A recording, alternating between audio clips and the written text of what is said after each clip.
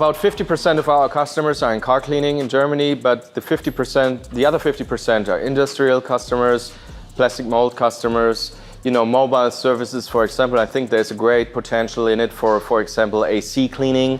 Just get a compressor on your truck, get the small machine here, ride around up and down the neighborhood, clean the ACs, charge a few $100s for it, do it every 6 months or everything. That's going to be a great business. And also for restaurants, kitchen cleaning. So basically, when you imagine, I always like to talk in pictures, everything you want to clean with a high pressure cleaner, but you say, oh, I don't want all this mess, go to dry ice.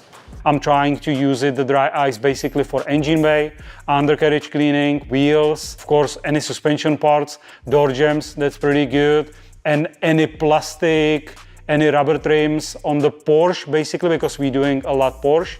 Also the fabric top, what we can clean it very well with this thing. Like, people are freaked out when I'll shoot a stream at a $200,000, $300,000, $400,000 car on the surface, on the body paint, and getting the wax out of, the trim areas that are so difficult. It's fabulous for that.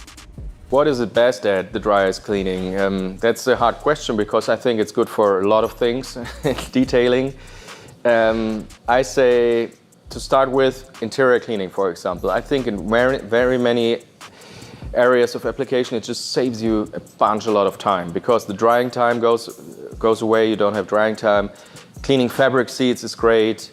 The dashboard, for example, to go in all the edges, corners, the venting system and everything, where it takes you minutes before, it's just seconds done with dry ice. So the time-saving aspect of it is just adding up with every edge and corner of the car. Any artifact, I don't care what it is, you got a shot at trying it out. I do tennis shoes, I've done stainless steel grills, it's endless.